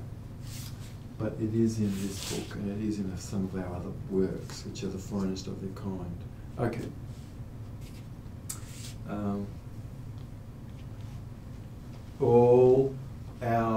All life is made up out of colloid of life, which are biophotons, like in an electric arc that has come together, which is really like a whirlpool in the ether. That can't be cut with a diamond knife. It can't be destroyed. That which was in the dinosaur is making up you and I today. This is the area, this is the element which has perpetual life. And you and I have life because we command all these. And that's the reason why we have life. You know, we're like a living, walking anthill made up out of building blocks, which are these colloids of life, which form into life colloids as spores, and then those spores aggregate with other spores, become double spores, and that's the building block of the red blood corpuscle, and that is the building block of everything that's the cell is made of. Okay. Oh, sorry, come back. In the universities, they're not teaching pleomorphism, but monomorphism. They think of virus, which is not something that's harmful, which the word virus means little unit, which is harmful in Greek. So we don't use the word virus at all, because these things are spores. People who call them viruses have been taught by others who have never seen anything living at all. pleomorphism is a many-changing form of this life colloid, which I'm going to show you in a second. So life colloids, a colloid of life aggregates with other colloids of life. It comes into a spore, and that spore aggregates with other spores, and then those spores aggregate with other spores, right? And then that becomes and fuses, and then that fused mass differentiates into a corpuscle, a red blood corpuscle, or it can stream out of a red blood corpuscle and become an immune cell. What is corpuscle? Yes. What's that? Blood is not a cell. Mm-hmm. No. There is no DNA in the blood, but if it becomes still, DNA will arise from it, and it will turn into an immune cell. Right. Your cells of your body did not arrive through mitotic cell division. That is a fancy theory. Didn't. But when you observe to see what has occurred, the colloids of life, which are double spores that make up the red blood corpuscle, can incorporate themselves into a body cell. And red blood corpuscle becomes a body cell in biology. And Leprinchowski's work in Russia and her daughter were the first people to be discovered of this, and then other people in hematology or hematopoiesis, which is the study of blood formation, like Tsushima in Japan, and others have really documented this a little more and things, but the vast majority of people in science have never heard of any of this at all, but this is what will come to be, and this is a brand new insight into biology. Okay, and that, sorry.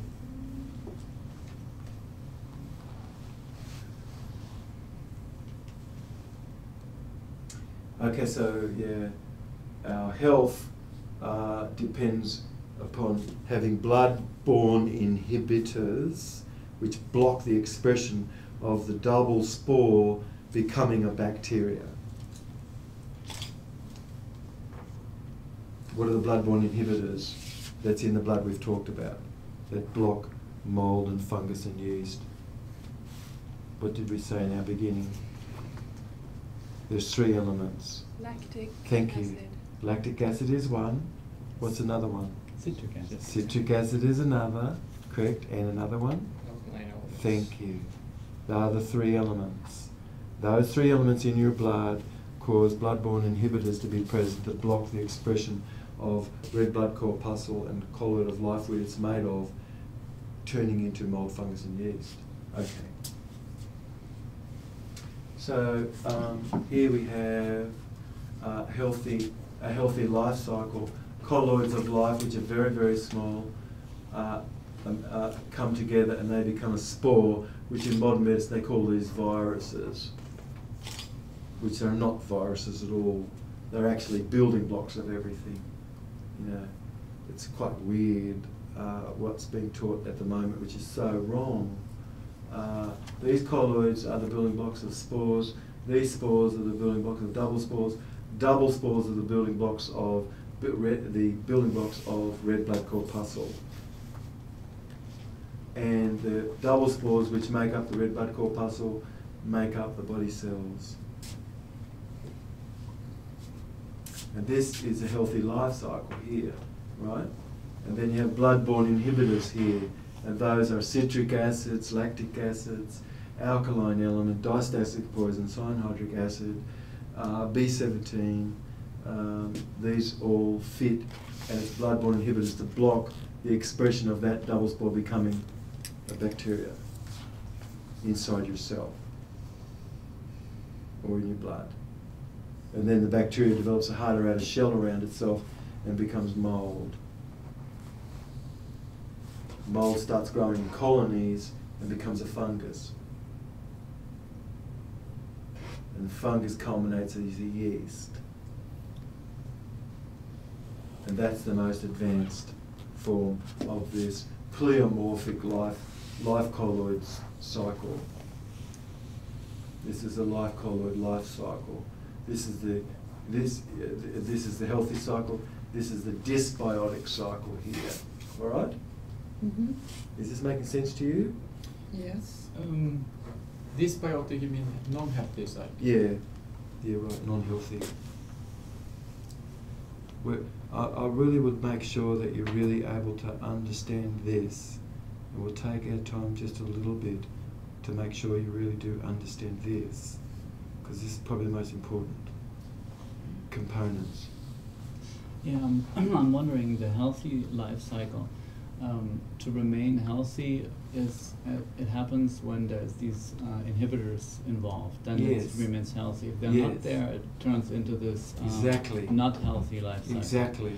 Now I have a question about these concepts there, or all the theories. Is that proven? What you how? This is observed microscopic observation. Okay. Eons and eons and eons of time, with not just a regular microscope. This is the most sophisticated microscopes on the earth.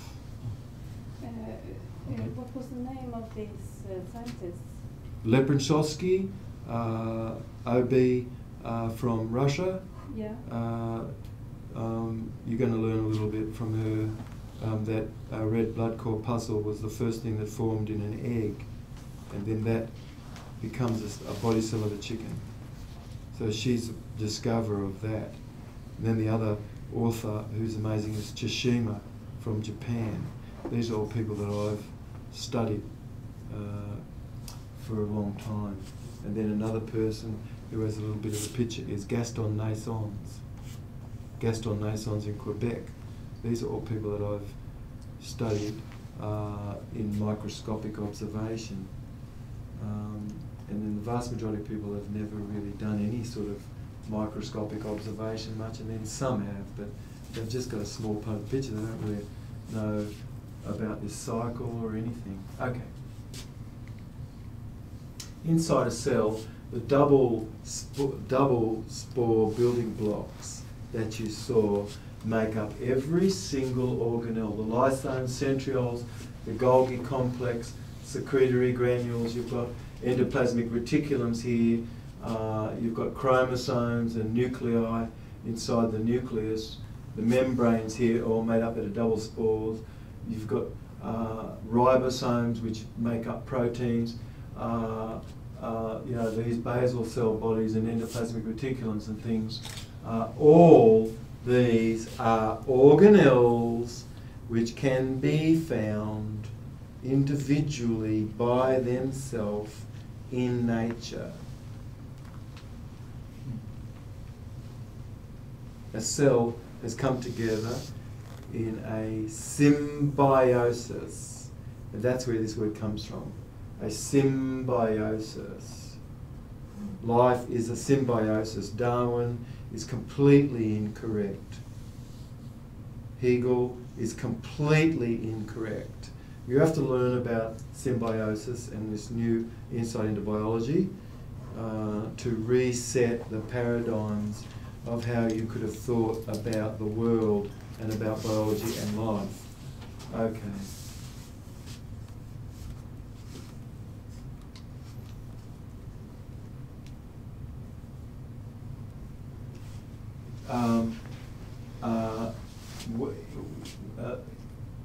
We are just here just describing that there is a process that will trigger autolysis, and that autolysis is the science of debulking of the body, which there's only certain things you can do to do that, okay? If you eat like a bird, you can remain fat. You can eat like a racehorse and remain so thin you could rest under the shade of a crowbar at the beach. Eating and exercising has got nothing to do with weight gain or loss.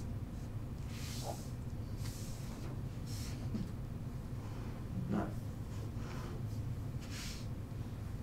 Mm-hmm. Have you had the experience of this? If you could be fat, but you don't eat much, you could really do quite a bit of exercise and you're fat. Or, geez, I eat so much and I'm trying to bulk up, but I can't do it. Why? There's something going on. It's got nothing to do with food, all right? you cannot heal up by just changing your food, not really, but you should change your food. But that could maybe get you a little better and maintain things perhaps, but it may not really clear up a condition. You actually have to learn how to do this and trigger autolysis, which is the breaking down of matter in the body, and accelerate your ability to cleanse up to 600%. And this autolysis and leave smot näring fasta.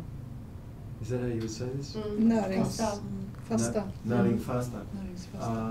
This näring fasta, leave smot näring fasta is no, how do you say that in Swedish? Starkelse. Oh, fabulous. Starkelse. Flesh, I don't know how you say it. Kött. Shit. She sounds like shit. Cooked food. Okay, that's just doing what everybody knows what that is. Cooked malt. Solid food. You know, there's no solid food in this process at all. But there is no juicing either. Fast mat. Alltså ingen fast mat. Icke flytande mat alltså. Nej, vadå?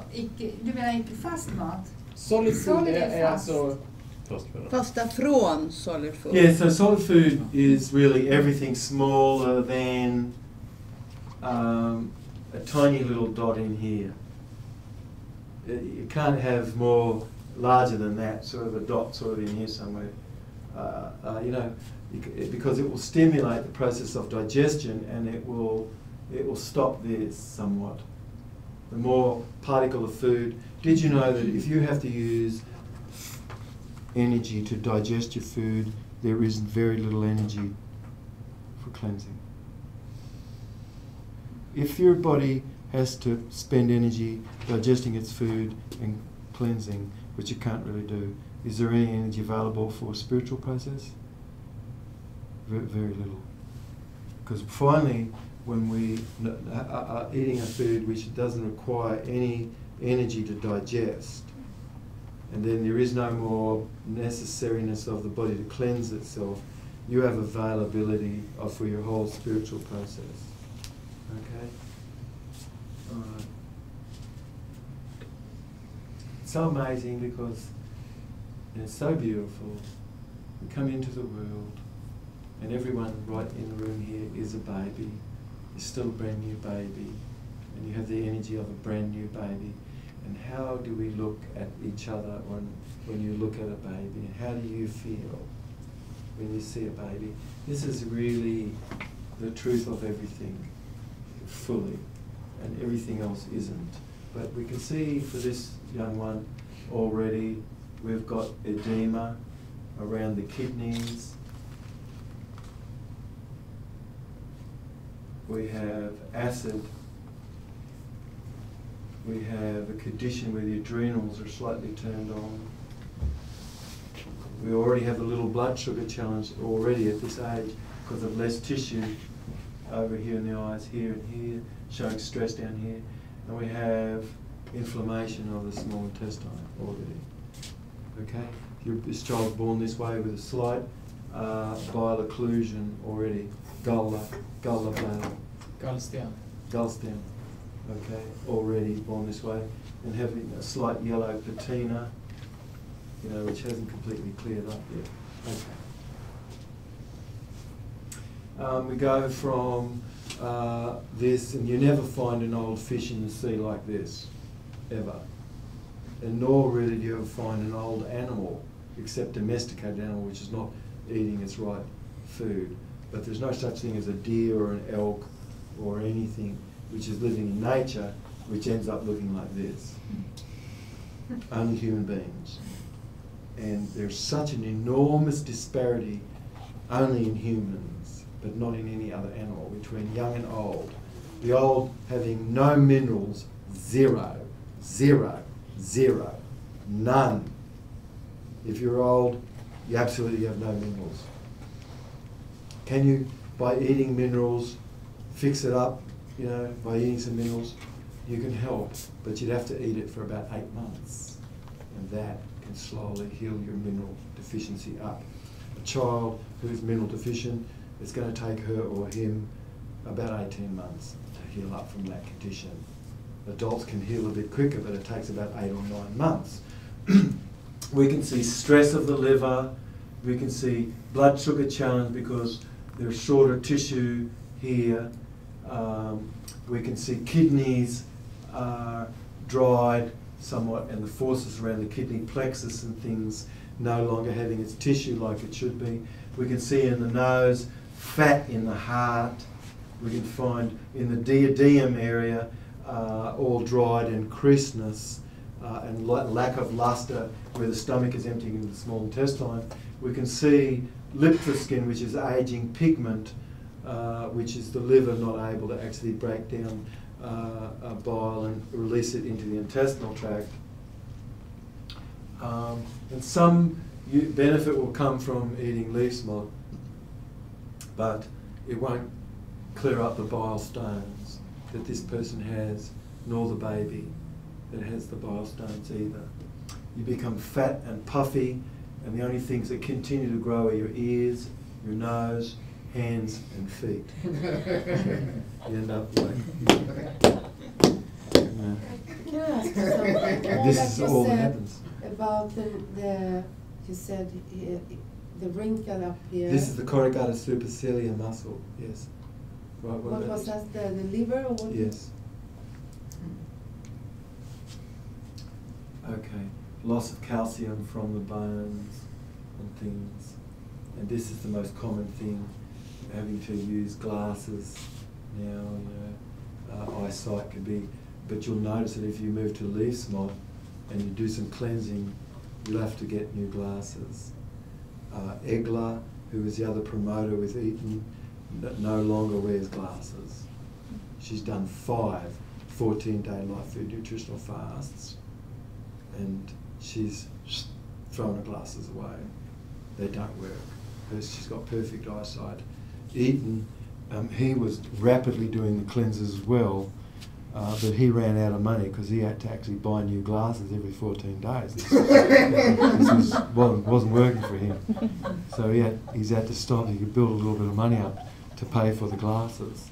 But every flush he does and things, his eyesight last time, how many, where did it go? Was it 10 years, 7 years? 10 years. 10 years younger. His eyes went back, you know, at 10 years younger, right? And your eyes will too. Can I ask a thing? Yeah. Perhaps it's dumb, but if you have one of those and I put in Botox, how does that affect the organs? It won't affect the organs, okay. No. The Botox just kills all the cells in the face. So a person becomes expressionless more because the muscles won't work. But you could learn how to you could get some black gold and you can put that over your face, this black gold. And that's the most powerful facelift material in the world. You could learn how to make it. You know, I'm giving the recipe away to people. You know. Okay. So, people in the raw food movement, people in the living food movement, and the dead food movement have got you swallowing capsules, dry capsules, haven't they? Have you heard of this? Have you ever seen inside the health food store and seen all these capsulated herbs? Seen capsulated herbs? Yes. Yes. Capsulated herbs is designed by people who have no understanding of nutrition whatsoever. Okay? That's called test tube crackpot science. It's like, oh, we have that in there, so apparently if we put it, you know, it's just going to get in there. It's like, wow, we're going to bypass the mouth. Ooh. What's going to happen if you just inject? You're going to not go through the proper membranes to have immunity. We're just going to bypass that. Yeah, because these people think they've improved upon human babies. It's like a chef coming along and saying, you know what, we've improved upon the apple in the kitchen. You know, there is no such thing. You cannot improve upon nature. So what are some of the things which is necessary? you must have parotid hormone. It must be wet with parotid hormone. If it's dry, it has to be wet with saliva, not wet with water. If it's wet with water, it's not going to get any parotid hormone. It's not going to get wetter. You must have parotid hormone. Have you heard about this? No. No. You must have endothelial growth factor.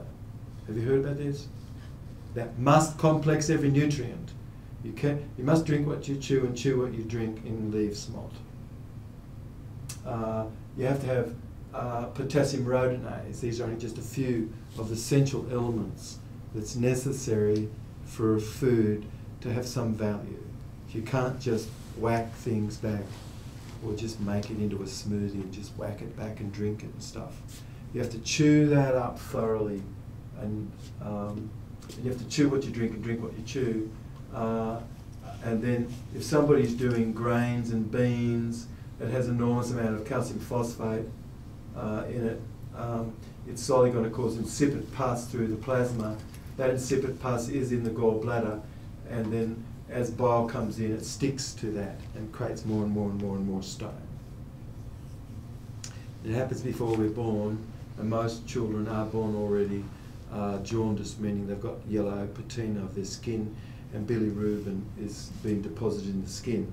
People from Asia, there's no one is born without being jaundiced, because everyone over there is a rice eater, a rice and bean eater.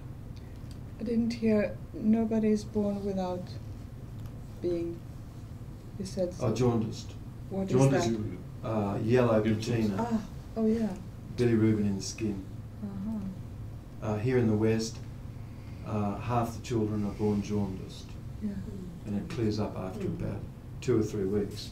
But Europeans tend not to be sort of bean and grain eaters. But we're getting more that way, especially with raw food and living food. People are chowing into these, and they're actually having babies which are more jaundiced. But and then most everybody has inflammation here. If you've got bile stones, got inflammation here, eating even leaf smot's not going to correct this. And that's the reason why eating is not a true healing therapeutic. Most everybody who goes through these programs, in these health programs and things, they all pass through these programs and they've all got bile stones, they've all got still inflammation of their gut, not a single one, and nothing of any program out there deals with any of this at all. Okay. A bile or gall flows into the pancreatic duct, turns the pancreas on and the liver, and that excretes bicarbonate sodas to neutralise the acid churn from the stomach. Otherwise, there is no neutralisation of that acid churn from the stomach. And that sets the stage for bacteria, mold, fungus and yeast and cells not to really function like they're supposed to. Is this making sense? Is this making sense? Too much information for me right now. Okay. I would okay, like so to let's go over that one more time, right? Because so far we've got everything, have we? Yeah. Yeah. mainly. Okay, but the last piece. Acid comes from your upper tummy. Let's go back to the picture before, mate. Acid comes from your stomach, doesn't it? And then what happens with this acid down here in the duodenum, right? Where's the duodenum here? Can't see it. Up there. Up. Here? Yeah. Okay, thank you. Acid comes into this duodenum here. And then what happens? What's supposed to happen? Should be neutralized by bile from the liver. That acid is supposed to be neutralized by bicarbonate soda that comes from your pancreas and liver. Have you ever heard of this before? No. Okay. But if you've got bile stones in the pancreas and you've got bile stones in the bile bladder and you've got stones throughout the liver and bile doesn't flow, will acid be just unchallenged and remain in an acid state? Is that what happens? Yeah, it stays acid. Yes, correct. And then an acid environment here causes what to arise more? fungus mold. Thank you. Hmm? Mold and fungus. Okay, so now have we got this piece? You sure? Yes, yes. Okay. Is this important? Yeah. Yes. If you don't have bile flow, what's the use? You know what I mean? If you don't have any bile flow, what's the use? It's like the roof is leaking so bad, and everybody's thinking about changing the coverings of the furniture. It's like weird. It's like the plumbing is leaking bad, and somebody's got a broom and they say, "Hey, I think we should sweep the floor." You know? It's like weird. I'm telling you. There's a lot of weirdness out there. Raw food is very weird. Living food is quite weird. And certainly Dermot is really weird. That's the weirdest. You know what I mean? But leaf smut could even be weird if people think, oh, I'm just going to do leaf smut. That's the way to go. That's not going to clear away any bile stones, absolutely not. And it's not going to clear up any inflammation in here. And it never has, and I've never seen it. And I've seen plenty of people go through these crazy programs out there. And then none of them are really healed up much, I'm telling you. Not really. Okay. In your bile bladder, this is your bile bladder. Is there any coroner in the world, anyone who works in a mortuary, that has ever found a gallbladder empty? No. Absolutely not. Not if you're a bread eater, not if you're a grain eater, not if you're a dairy eater, not if you're an egg eater, not if you eat flesh. No way. Is there anything higher in your body than the gallbladder? Where's the top of the mountain in your body? The brain? No, that's way down the valley. What's the top of the mountain? Where does the watershed flow from? The lungs. No. There. Your whole watershed area flows from here. Okay? Which is where your duodenum is where your bile bladder is. That's the top of the mountain of the whole of your body. It's kind of hard to imagine that, isn't it? Because it's like, this seems to be, your eyes seem to be high, don't they? But I'm letting you know that if you've got good function here, you're going to have better eyes. But where is the liver then? I thought. The liver is here.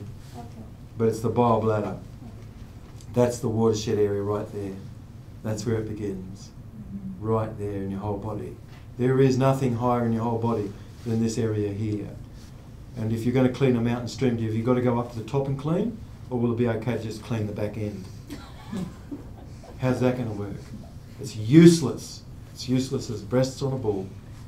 I was wondering if you could go one slide back to see where it is for people to, yeah. Thank you. This is the bile bladder here. And there is no such thing as any gallbladder or bile bladder ever being found by a mortician, you know, in the morgue. That's empty. Every single bile bladder is full. But I don't hear so often that people go, now I said buttocks, I'm sorry, I'm just curious. Why don't we hear so much about people having to operate about 4 stones in the gallbladder? Because it can practically go your life without necessarily sensing symptoms. And then the symptoms that you are feeling are not associated necessarily with bile occlusion or bile insufficiency. But what would those be? There's stuff after eating, bloatedness, tiredness after eating. Okay, there are symptoms. Yeah. Belching after you eat, sort of like having to get rid of gas and things. That's bile occlusion. Yeah, but you could go your life and perhaps not seemingly considered to have as symptoms, but every single disease is masked, is a masking of a bile occlusion and a celiac condition, celiacy, which I think we're going to have some pictures of, are we? Anyway, we've got bile stones. They have to be flushed out, and they can be flushed out. These are bile stones. Lots of people say I'm a liar, especially surgeons. They have never ever applied a single thing natural but that surgeons and people around the world have told me, oh, that Dr. Jubb is full of crap. There's no way that any bile stones can ever pass. We've never heard of anything like that. Of course they haven't. They're weird. But I have. I've seen thousands of people flush their bile stones out. And have we examined them? Absolutely. Many in path labs. That is bilirubin. And some people say, oh, that's just olive oil. Yeah, bull dust. Have you flushed? Have you flushed them out in your gallbladder? Every person around me, I don't know anyone who's just decided I'm not going to do a gallbladder flush. I haven't had anyone around me much who've said, you know what, Dr. Jubb, you're talking about gallbladder flushes, but I'm not going to do one. Right? I teach what I do. Yeah, I'm just and curious. I recommend that most people are taking 72 toxins a day, and I say let 68 go. Is that okay? Most people are taking 72, but I say let 68 go. Which should you keep? Which form? It could be pizza, it could be something, I don't know what your pleasure is. But, you know, everybody might have had something happen when they were little. And maybe you need a little bit of wine, you know. Maybe you need a little something. And that's okay. I recommend to be kind, be allowing, not to have any judgment about something that you do. But can't be all drugs. No, that's not going to work. Yeah. But if you chose 1 or 2, 3 things perhaps that you do a little of, perhaps that can work.